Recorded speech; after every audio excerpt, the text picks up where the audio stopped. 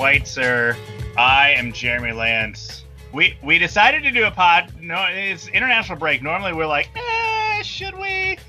But the U.S. men's national team did something they haven't done in 280 some odd days, which is play a match. Yeah, not just one match, but two, which is reason. That's reason enough to celebrate. Never mind the fact that it was excitement, which I feel like was way longer than 280 some days since we felt that about the U.S. men's national team. It's probably been like double that, if not, 4 or 5 times that amount of time since we felt that good about them. So that was extra reason. But I think even more reason for us to get on and celebrate with a podcast this week is we have on the show today a real life bourbon famous person on the show. Someone whose fame from bourbon has brought them to the masses. And that is our co-host, Jeremy Lance. Yes. Yeah, that was interesting.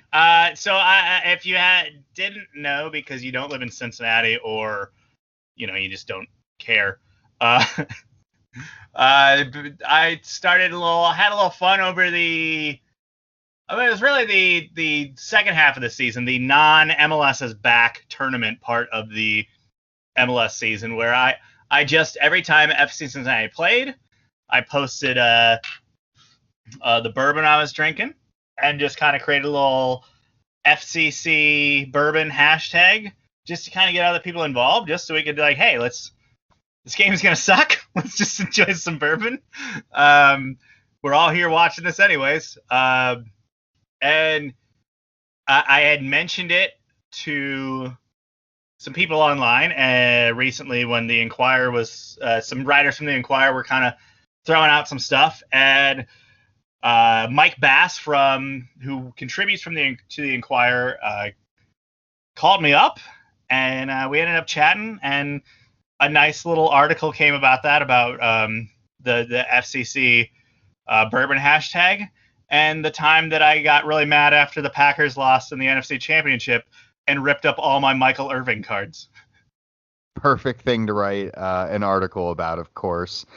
So if we have a famous bourbon person, I don't know if there's an appropriate term that I should be using here, like a professional bourbon drinker, a semi-professional bourbon drinker. I would say maybe semi-professional. You have to be a professional, you have to be paid to do bourbon drinking. And that's not happening. That has not happened yet. I do occasionally come at the better financially due to some unspoken transactions that take place or don't take place. All right, fair enough. So it would not be unfair to say that there wouldn't be a net positive potentially flowing out of it for you on occasion. Every once in a while. Semi-professional it is then. So what is our semi-professional bourbon drinker imbibing on this evening? Oh gosh, earlier this evening I had to sit through a Zoom call with my family to hammer out the details of Christmas, and so for that I had myself a nice little dram of some McKenna 10-year. Right now, I don't know. I think I'm about ready to pour myself.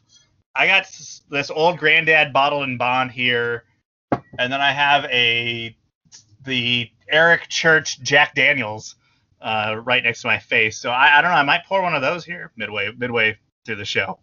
It's just singing to you up there on that shelf at this point. It is. It's looking at me. It's glistening. So I might have to have a little pour. Oh, well, good for you. Lucky also for everyone who's tuning in this week. No update to the fantasy side of the equation, given that there are no updates to provide. There was no club football. There was no games. There go. No fantasy. Can we just talk about how much this past weekend sucked? It really did, didn't it? It was nothing to watch. No. I'm sorry. I just couldn't get myself up for England v. Belgium on Sunday. There was nothing watchable in the soccer world. I mean, I'd be lying if I said I didn't have a lot of these matches on over the course of the weekend, but it's not the same as a normal Premier League weekend or typical club football weekend. And that's normally why we take this show off, right? When we have these international breaks, it's a rare opportunity for us to actually just sit back and go, hey, let's take the week off, not do our 45 minutes of preparation that we normally put into to actually You get put ready. that much? Sometimes. But all that said, it was an exciting week with the U.S. men's national team returning to play. As you said, it's been over 270 some days since we last saw them take to the field, and it's been just such a tough slog with the national team lately that it was like people felt obliged to watch because we haven't had an opportunity to do so in so long. And I feel like if we had all the normal international breaks, like no one would have really given a crap about this in a way that they probably did as a result of the long layoff. Yeah, right. And if we had normal international breaks, we would have already have seen some of these dudes. Yes. But yeah, I think you're right. Like, not only not having an international break where the U.S. play in a while, but as you kind of alluded to at the top when I threw out like the amount of time it's been since they played, like the last time that they played and you didn't feel just anything but obligation to watch, like where you didn't go like, oh my goodness, like this is gonna be good. I'm excited to see what we're gonna do. Yeah, I think everyone tuned into that first match against Wales, kind of being like, oh God, all right, it's been forever. I have to turn this on. And there was the excitement about the roster that was brought along to this, and we'll get to that in a moment. But by the time, after that Wales game, by the time the Panama match was floating around, there was a genuine buzz, at least on social media, about the match in a way that I genuinely can't remember the last time we felt that kind of an excitement about the men's national team. The women's national team, it's like part and parcel with what they are. Like you expect them to dominate, and like if they don't blow someone out, you feel a little disappointed by the effort that you put into watching it. I mean, theirs is almost like the opposite, to where like they're so dominant that you almost get complacent and like, well, they'll just win that. So I don't know. There's no reason to tune in. Yeah, you're wanting that competitive match for them. That match is gonna be a walkover. I don't know if I need to really dial it up. But this time out, we genuinely felt that excitement, and let's get into the reason why that is. And you hit on it too. We got to see so many of these young prospects that we've all been buzzing about, like, hey, when this guy can finally break into the full national team setup, that'll be the time we can really get excited about stuff. And because of the pandemic layoff, we just, some of these guys were denied this opportunity. It sounds wild saying this because when you look over the roster that Berhalter called up, all of which minus Sebastian Lletget was foreign based. And the only reason Lletget came in is because Pulisic went home hurt. Right. And the Galaxy were garbage this year, so he was free. Yeah, he was free to come play along. And obviously Berhalter has experience working with them, and he knows the system and setup. But the rest of this roster is like this wide diaspora of all of these really promising talents that are cropping up in some of the most important hotbeds of soccer across Europe. So when we get to see them finally take to the pitch, there's that innate excitement, like, oh damn, like we're going to finally get to see if these guys are worth the hype. And I don't want to say that it was like a complete, like, yes, they're 100% worth the hype, but I think everyone left this last set of friendlies going, oh damn, like I think we've got something to work with here. We might actually be good. Again, let's not get too far into that because that's something that we'll get to a little bit later on in the show. But I think we could be good, and I like went ahead in my notes and wrote down like an ideal starting 11, but only wrote down the team names for the players that would be involved, right? So again, this isn't for sure starting 11, but starting in the back at goal, Manchester City, then across the back line, Fulham, Wolfsburg, Bayern Munich, Barcelona, then in the midfield, Leipzig, Juventus, Valencia, Then up front, Dortmund, Cayenne, and Chelsea, right? That's all you need to hear right there. Right? And there's only two clubs in that entire list in Cayenne and Fulham where you go, ooh, those are a little bit of outliers, right? Like every other one of those clubs is what you consider a legitimate European superpower. Yeah. And there's no, legitimately no point ever in American soccer where you can have that type of a lineup. Ever. Yeah. You couldn't cobble it together even just a hypothetical joke lineup with guys just at known European clubs. Like I'm trying to think of prior to like the current station we're at right now, what were the biggest European placements for American players? Dempsey at Spurs springs to mind. And then you start grasping at straws a little bit. Donovan spent a little bit of time, obviously, at Everton and Bayern Munich on loan. And then he was there at Everton just during that time where they had that really awful deep V kit. Yeah, like the worst kit I've ever seen a Premier League side ever have, and it was the only time Donovan was there. Just special delivery for his arrival. Terrible deep V like white thing going in the center. Yeah, I was talking about the other day when people were throwing out that kind of initial lineup of like, hey, look at all these European. I think it was a couple weeks ago when it was like, look at all these guys playing in the Champions League this week. And I was like, dude, I remember it was just a few years ago that it was like Kleshin at Anderlecht and Jones at Schalke, and that was it. And both of those guys weren't even guaranteed to start. Right. And that's the thing, like we're not talking about guys who are on like the peripheries of these teams. We're talking about guys who are everyday, regular, like contributors in the squads. And only Richards at Bayern Munich is not like fully into the setup yet, right? Right. But he has cracked into the team that is arguably the best on the planet right now. So that's worthy of consideration at bare minimum. And I think like this isn't Julian Green is at Bayern Munich 2 and is like occasionally getting minutes with the Bayern Munich 2 team. This is a guy who's like one of the starters for Bayern Munich 2 and is now getting into regular rotation within their first team setup. So it's an amazing, promising setup. And this is where I think it gets crazy. Like the average age of this squad was 21 years and 270 days. Wild. That's if they all mature, and they won't. But if they were all to mature together, like you're talking about 6 to 7 years of this group potentially playing together before they hit their peak. So that's just it's an insane thing to think about. And I mean, there were a handful of those players were not even 20, right? Oh yeah, we had a handful of teenagers on that squad.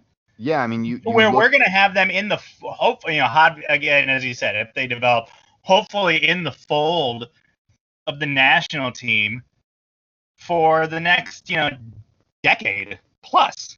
Yeah. When you look at the forwards that were called into this squad, and there were 6-7 players that were listed as forwards, it was 6. The oldest was 20, like 20 years old. And I think when you think about the holes potentially in this squad, that's the only area in the team where you go, ooh, there's just really not a good answer there, and that's at that central striker position. Maybe. I contend there is a good answer. So let's get into that a little bit. Who do you think this good answer is? Dude, I ever since was it the U23 World Cup last year or whatever, I think Soto is going to be the real deal. I've been in on him for a while now. I honestly think, especially when we start looking ahead to that 2022 World Cup and even beyond that 2026, I think Soto has a real good chance of being kind of the guy for that spot. Yeah, I mean, I like him, dude. He has a lot of promise. Obviously, he was the one who was taken into Olympic qualifying with the team last year. And let's not forget about Josh Sargent, who's obviously out of the squad at the moment for was it COVID reasons? Was it quarantine? I think he wasn't allowed. It was basically the area he was in Germany. Yeah. Kind of like had just some really strict stuff to where if he did go, he would have basically canceled himself out of being selected for Wolfsburg for like 2 to 3 weeks, or even it was just going to really screw up the next several weeks for him at the club level. So and obviously he's still growing through some growing pains too. But Soto, coming off the bench in that game against Panama, and Panama were bad in this game. Like, let's not undersell that point. But they started a kid that I don't know, like 18 months ago was a preseason trialist for the Tampa Bay Rowdies. Yeah.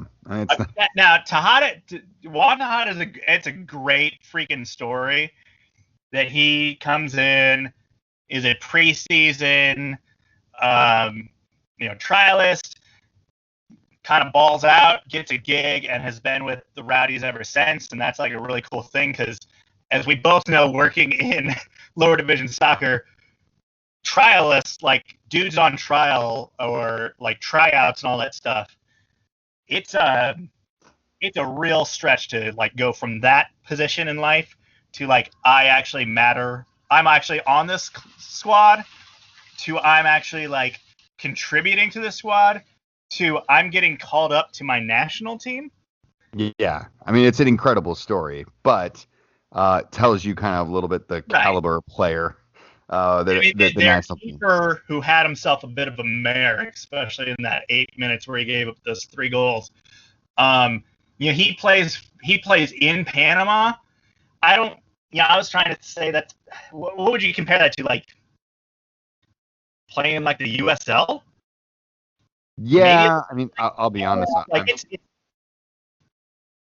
I'm far from an expert in same the Panama top flight. But yeah, I mean, I would say USL Championship at best is what you're looking at there, right? So I'm and not trying to disparage what Panama have going on there, right? Right.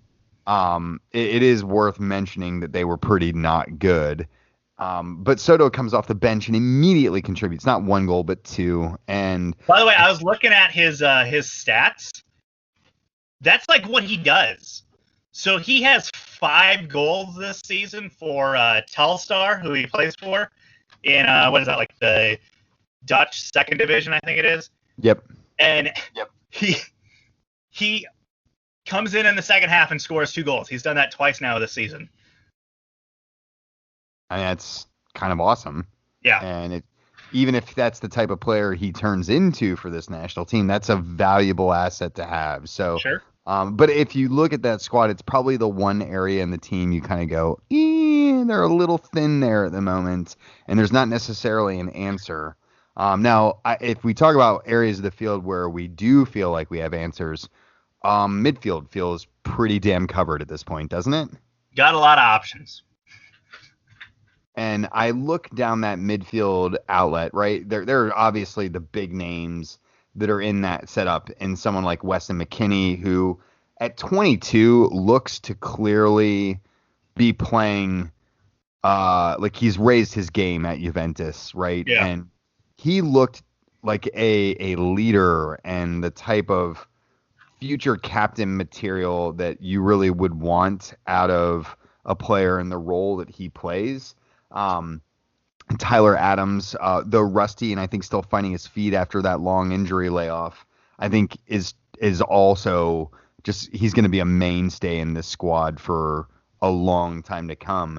And then we get to see Yunus Musa for the first time, and like whatever we can do to cap tie this 17-year-old wonder kid, like I truly like I don't care if we have to break rules, let's do it. Like, bribe him. So explain this, because I know even I myself like found myself a little confused. he's played this match, but that still doesn't make him 100% cap tied to the U.S. Right. So there are multiple ways you can get cap tied, but the most important or easiest direct route to that is to actually play in a competition, right? Friendlies technically do not count towards cap tying you towards matches. Now, if you have set like a precedent of like playing a lot of matches for a national team, you may find it difficult, even if they've all been friendlies, to make that migration over to a new one. But for the most part, if you play in an actual competition, then it's all sealed up and you're locked into that. But then, Musa himself, he's got options, right? It's not just the men's national team that we are talking about. He's also represented England at the youth international level. He's eligible for Ghana as well. So, like at the level he's playing at, particularly for a club like Valencia, all these countries will be interested in having him play for them. If I were the U.S., I would be doing nothing but trying to convince him, like, hey, look at who you're going to have to fight through in England to get that spot. And if you come to us, you pretty much can lock this position down for a decade. Like, hey, Mason Mount's only like 2 years older than you, and he's not going anywhere. Yeah. And think how packed England are in that area of the field at the moment as well. So, but he was super impressive. Our former fill-in co-host and guest, Adam Maloney, he wrote in just saying like, hey, Musa, real deal. And I think that's kind of what everyone kind of came away from this match is like, dude, our midfield is covered and deep. Yeah. But I mean, that's kind of always been our bag, right? Like we have always had the most options at the midfield. Yeah, but I don't know about as far as like these central midfielders and guys who can really pull strings at an elite level. You mean we don't have to play like a diamond with like Bradley up top or something stupid like that? Oh God, the days of Michael Bradley playing as a 10 seem forever ago. So here's something we're talking about Michael Bradley, and I think it's highly unlikely that we see him in any sort of competitive capacity again. But it did get me thinking a little bit, with this young group that we brought in internationally, and I didn't put this on the running order, and I said that I had a surprise question I was going to pop in here for you. Who do you think in MLS actually has an opportunity to get into this squad? Gosh, I don't know. Because like you even think about the guy, like we talk about this side that we got to see over these two matches, just being this young, up and coming, so much potential side. And then you start thinking about like the guys that used to be that. Like I think of like a guy like Will Trapp. Like is a guy like Will Trapp even in the stratosphere of getting like in the national team anymore? No. And yet he was like on like they were like, this is the captain of the future for the national team. Right. It is kind of astounding how quickly some of those players have transitioned out of the conversation. I tried to make a list of like who I thought could actually still get in this team. Okay. And it is incredibly short. Walker Zimmerman, I think like we don't have a really deep pool of center backs. Just got named MLS Defender of the Year. Correctly so. He was my vote for the MLS media side of things. Brendan Aronson from the Philadelphia Union, their bright starlet, although he's technically not going to be an MLS player after this season is completed. Right. And then Jazzy Zardes, just because we're so thin up top. Yeah. And Zardes, if he'll do a job. He'll do a job. As much as you guys might hate him, as much as you think he's just not good enough, he's done a job, and he's likely to do a job. Yeah, and he knows Greg's system inside out. Yeah. And then Jordan Morris. I honestly think that's really the only other guy you can be like. And I think crack the team. Morris was likely to be brought into this camp had Seattle not had like playoffs right here looming, right? Yeah, you would think so. And then if we're looking towards the future, obviously there's some prospects that are out there too. Dallas have a trio and Paxton Pomacall, Brandon Servania, and Jesus Faria, who are really, really good. And I think we'll see all of them for the national. I think we've actually seen all of them at least once for the national team already. So, yeah, I mean, I just there aren't a whole lot of MLS players right now, and we were so heavily reliant on them, I think, over the last window and last couple of tournaments. We now have this bright prospect of young players coming through that I think we're going to start seeing the MLS window pinched out a little bit. Yeah, no, that's exciting. Yeah, I mean, I think there's still going to be. It's still the U.S. with their January camps and all that stuff, so you're still going to get that, which is going to offer caps for a lot of MLS players. So yeah, I mean, it's not like those guys are never going to see the national team again. No. But as far as meaningful matches, less likely. Yeah, it's definitely not going to be in the frequency that we're used to seeing them. So, let's shift our eyes towards the future a little bit. We got this bright little burst of enthusiasm and hope out of the national team.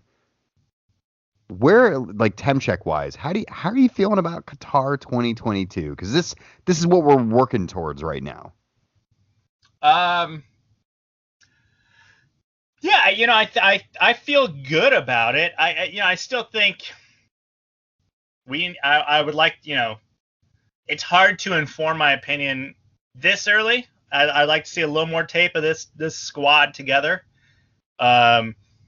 But yeah, I mean, it's hard to not fall into the somewhat possible trap of like getting pretty high off of what you're seeing right now.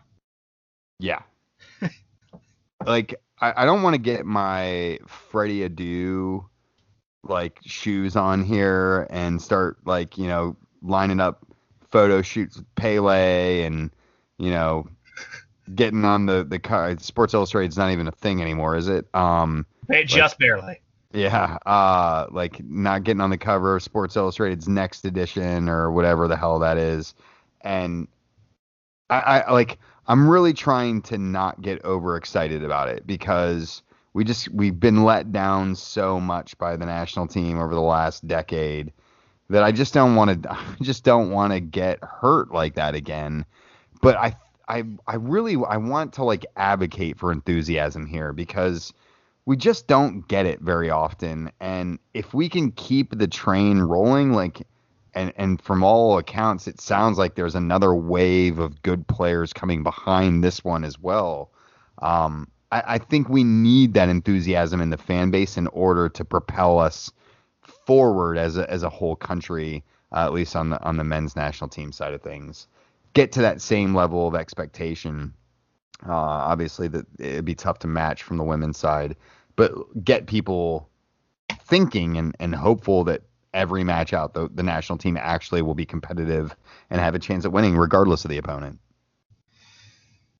Yeah, I mean that's going to be like I'm just super excited to watch this group of guys like grow over the next 2 years.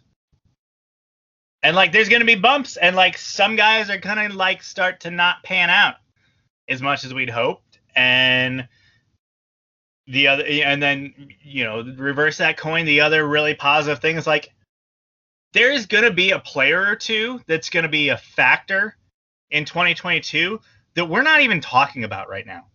Yeah.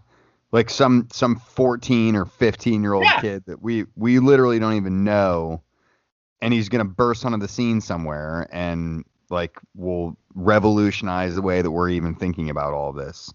Yeah. Or it could be someone that's in the pro game and they just finally get their wheels on straight and they like catch a heater and suddenly you got Jamie Vardy propelling your team into the stratosphere, right? Like those are the things that can happen out of nowhere. And yeah, there's undoubtedly someone out there that we're not even thinking about yet. So I feel good about 2022. I think we're definitely going to win the World Cup, though. I mean, if not, 2026, go ahead and start engraving the trophy now. That's right. Just put that USA right on the bottom of it. Like I think we got that on lockdown. All right. But yeah, I mean, I think that's kind of how a lot of people feel. Like the potential is so high for a lot of these guys. That main core group of dudes that are currently already playing at the biggest clubs in the world. And the more they're able to get minutes and the more they're able to get time in the pressure cookers of, title runs with their clubs and Champions League runs and stuff like that, like it's going to be pretty cool to see what we have at our disposal in 2022. Or they've all been kicked to the curb. Pulisic finally retired due to injury, and we don't even qualify. Back playing in MLS, playing for the Union, just putzing around. Right. Yeah, Aronson will be back there as well at that point now. Let's certainly hope not. Let's shift gears a little bit. We know that we wanted to talk mostly about the national team today, and that's what we've done. But it's worth mentioning this, with the national team playing, obviously there's this international break that's going on. And This is really like the first full-scale international break we've really had since the pandemic started. Obviously, we've had some of these, Nations League and, Euro qualifiers and things along those lines in Europe that have been kind of geographically isolated. But this is the first time we've seen guys leaving continents and flying all over the place and kind of going through normal international break procedures. And I'm just going to go ahead and drop my wanker now. Like, what the hell was everyone thinking? What, did they not think this is exactly what was going to happen? The spike in COVID cases has been entirely predictable, and it's exactly what's happened. Yeah, I mean, there are reasons why most countries have travel restrictions right now. Those don't exist just for funsies. Those generally are there because we're trying to not have people move all about the world, spreading whatever is going on. Going from one area that's doing maybe okay to an area not so okay, and bringing back a big pile of not okay with them. It's just entirely like if you wanted to write a script for what's the best way to spread a disease around the planet, wouldn't a bunch of like entitled, spoiled, just mega wealthy people whose job requires them to fly and associate with other young, mega wealthy pop icons around the world for their, like, this is literally the perfect way to do it. Yeah. And you look at some of the names of the players and some of the things that have gone down and come down with the virus just over the, like, I literally combed, and this is from the last 3 days. Egypt's Mo Salah, as well as now they're trying to blame that on him going to his brother's wedding. Yeah, his brother's wedding had at least 300 people at it. Yeah, okay, that's a few folks. He attended, I think it was 2 days before the national team game that he had with Egypt. Another Egyptian player has also come down in El Neni as well.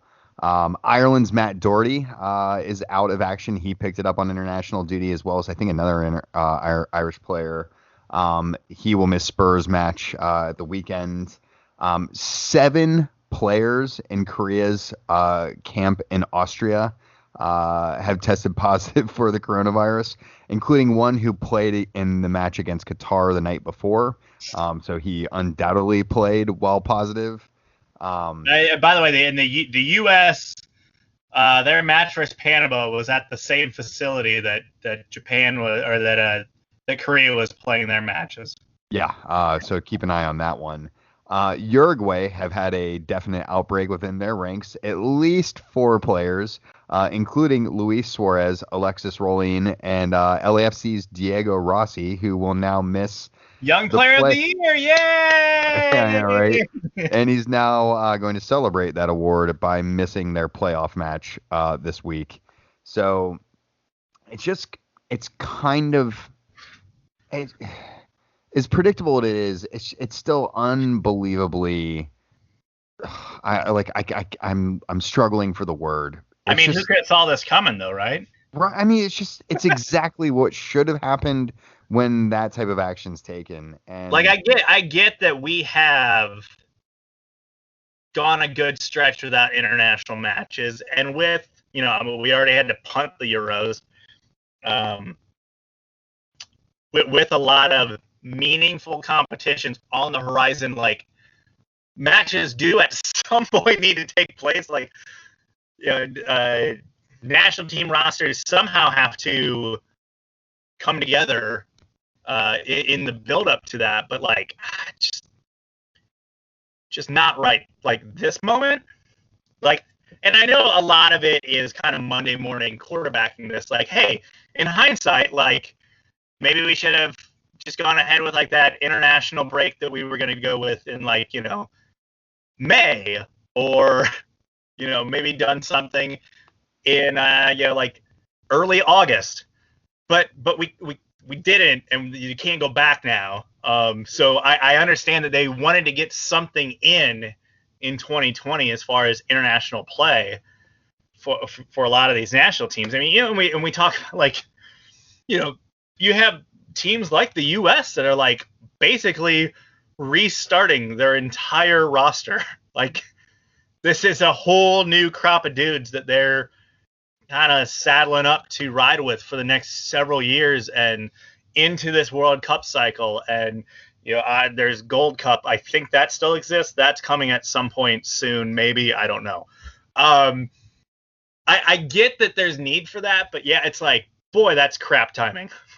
Yeah, it's just like by doing it now, right, as temperatures cool in the main areas where professional soccer lives and is played out, like it just leaves.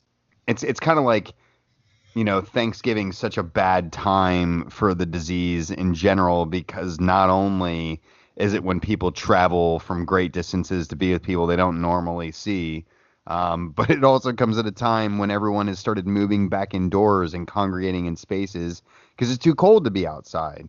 So it's like this international break hit at the same time that all that becomes relevant from a holiday perspective as well. So it's just it's the perfect storm. And I agree with you. Like, in order to have the Euros next summer, we've got to play some of these games. In order to have Copa America next summer, we got to play some of these games. In order to have a World Cup in 2 years, we got to play some of these games. And if we don't, then we can't have those things then.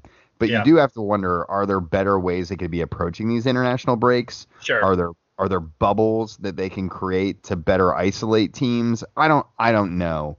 But man, it just seems immensely irresponsible that we're flying players all around the world right now. It is not ideal, to say the least. But at this moment in time, what is? So yeah, I don't know. It's tough. It's really tough. It's obviously clearly problematic. And I what I see, like the latest, I think that across the board there's like 12 Premier League players in like the most recent round of testing. Yeah, I think so. So it is what it is. It's not great, but it's not great anywhere. So no. Get ready for your upcoming quarantine specials again. I mean, I'm excited. Everyone is. We're gonna go top 10 guys with one name. Top 10 one name soccer players. Top 10 players who've contracted the coronavirus. Ooh, I like a COVID-11. Oh, I love it. Yeah, that's a good one, isn't it?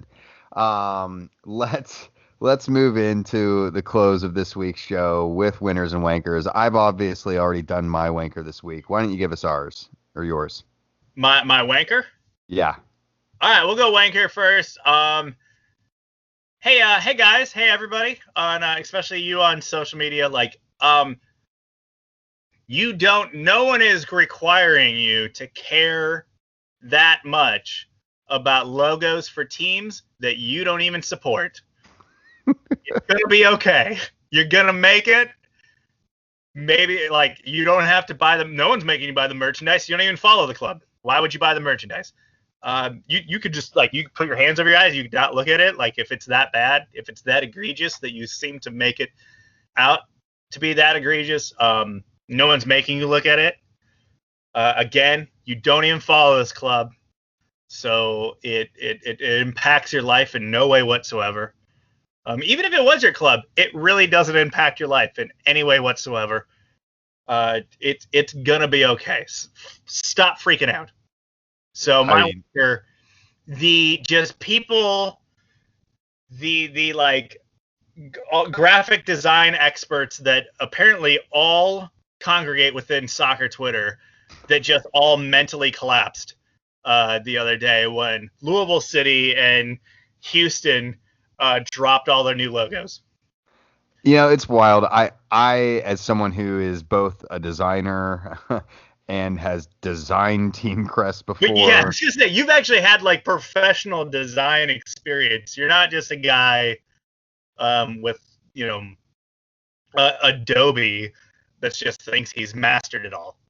Well, I mean, all of us who have Adobe are just guys who think they've mastered it all. But at the same time, it is in the terms of service when you agreed on it. Have you mastered it all? Yes. Yes, I have. I am a master, Adobe master. But I think what it is too is as a designer, I find myself I'm drawn to those discussions because they're interesting to me.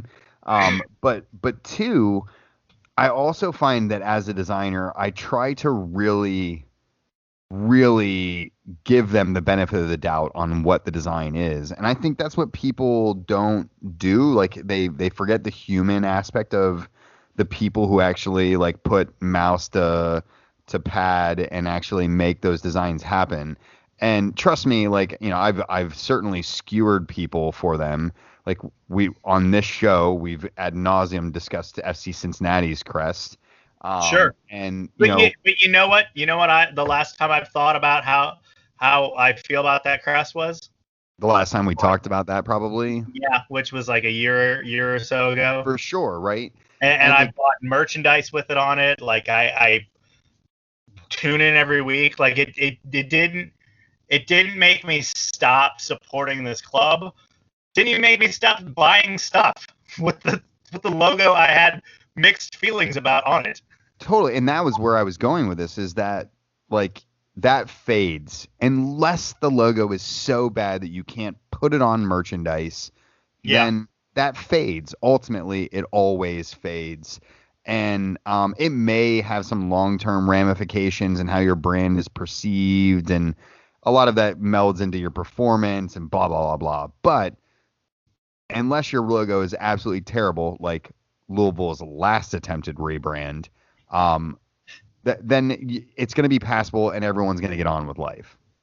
I think, when they pulled the plug on that last rebrand, I think I tweeted it then that, it's hard to on one hand, you want to credit Louisville that they have seen the error of their ways now multiple times with that organization, both with the original attempt of their Louisville City logo, their rebrand last year of Louisville City, and the original branding of their NWSL side. They were all misses. Now they made good on them So it's like, well, you saw the area of their ways, but like, God, how do you guys keep doing these terrible rebrands? It Like, is how have you had to rejig now on 3 brandings it's within your organization because they were so bad? I've never seen an organization miss that hard so many times So many times. and never learn from their mistake. Like it's utterly perplexing that they've fallen on their face 3 times in the exact same fashion, right? Like Like each time they've owned it and fixed it, but the fact that that happened is like, what is happening here? Like, what is the initial vetting process? Just do what you did the first time with the vetting, and then you won't be here. You think you'd pick that up after the first time, but now Louisville needed 3 of them. And credit, I think they followed the same model that the Chicago Fire followed because it's been announced or at least leaked Guys, I saw that the Fire are pulling back their also awful rebrand. And if we could point and to pull back the veil a little bit on what you're saying about your point for Wanker is totally accurate. But those 2 logos, the Louisville's first rebrand that they did here a year ago, and then Chicago's rebrand that they went with for this year and apparently next year as well, and then they're redoing it again. Those were truly crap logos that deserved and rightly were routed for how bad they were. And so, but Chicago played a full season, gonna be a second season with this logo and branding, selling merch, plastering all over everything. Like they're gonna go 2 seasons deep of living under this logo that they have now already admitted, hey, this was a miss. I really kind of hope they just completely erase it from their history. Like, don't even mention it any longer. Here's our new logo, and it's just the old. Oh, God, it would be amazing. Like, hey! And we're bringing back Peter Wilt. Yeah, Peter Wilt comes out, and he's got like a big bottle of champagne. Rechristens the Soldier Field. But no, I hear your point. And yeah, there are way too many graphic design experts on soccer Twitter for sure. Your winner. My winner this week, this one it felt so easy and right to give to. I got to give it to U.S. Soccer's comms team for placing Daryl Grove's name on their lineup sheet ahead of the Wales match. It was just a super nice touch for a guy who's contributed so much to the American soccer community over the last decade. And, obviously with him passing away, we've talked a lot about that on the show over the last few weeks. It was the right touch and a good for an organization that's really crapped the PR bed so frequently. It was just like an easy little home run that they gave themselves that they just need to start planting a few more of those seeds to get people's mindset about this program into the right space. And this was a great way of doing that. Nice. My winner this week, I just realized this actually probably is the better format to go from now on, that we end on high notes of good things. Yes, instead of always ending the show about the 2 things from the week that we absolutely hated. Yeah. So just a little production meeting right there. My winner, Wrexham United, the 5th tier nationally Welsh based team, getting bought up by a conglomerate of Ryan Reynolds and Mac from Always Sunny in Philadelphia. Their tweet to announce this, and it had been leaked out a bunch, so everyone kind of knew it was coming. Right. But the gang buys a club in whatever the hell that location of Wales is. Yeah. It was so perfect. And like, the person in their social media team, like, just was like, guys, I have the idea. And like all other ideas on the whiteboard just got erased as soon as that one came up. I mean, they're set up for life from a communications department standpoint of like GIFs and memes and like all this stuff from like all the GIFs just from Always Sunny alone. And then you can dive into all like the Deadpool and Ryan Reynolds stuff. Like that Calms team it was Christmas came early for them. There's no way they don't try to do an Always Sunny episode over there, right? Like it has good. to be. It has to be done. Yeah, it's interesting to see that like this is the thing now, and this has been the thing for a while now. I mean, American investment, particularly in British football, is happening a lot. I mean, Wycombe Wanderers, they are owned now by, when I first started following the club, they were owned by a fan trust. Now they are owned by a father and son from New Orleans. Why not?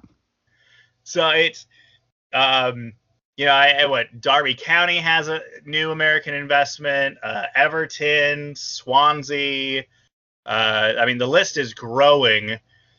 And it's interesting to see that, like, this is the play now for some of them, that they're not trying to get a small piece of the pie of clubs in the second and first tier. They're going all the way down to the fifth tier, where I'm pretty sure, like, Ryan Reynolds himself could cut the check to buy that club. Oh, easy. But why not rope in one of your other buddies to help shoulder the load?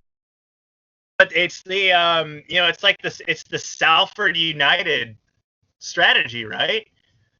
Is you buy these lower, outside of the EFL, lower league sides, pump money into them, and bring them up. Build that investment. It's the dream. It's cool. It's cool. I cannot wait to see all of the just content that comes out of the fact that those two are the best. It was an immediate follow on social, like an immediate. Oh, yeah. You're like, this is gonna be good. Or just way overdone. Yeah, that'll probably happen too. Yeah. Well, that ends us on a good note, and I agree with you. This really, I don't know why it took us like 4 years of doing winners and wankers to figure out this formula. And especially on this abridged show this evening. But that does bring us to the end of this week's show. Thanks for tuning in as always. One contribution that I have to rope in here that I totally missed it. But our good buddy TJ Zaremba on Twitter said one national team player he's really looking out for in this group of people, this exciting group that's coming through, is DeMarcus Beasley, because he never ages and never retires. And that also seems like a good positive way to end this week's show. If you want to contribute like TJ, get involved. Jeremy's at Jeremy Lance on Twitter. I'm at Wrong Side of Pond. Hit up the website if you want to do it that way as well. But otherwise, we'll be talking to you guys soon. All right, folks. Later. Bye.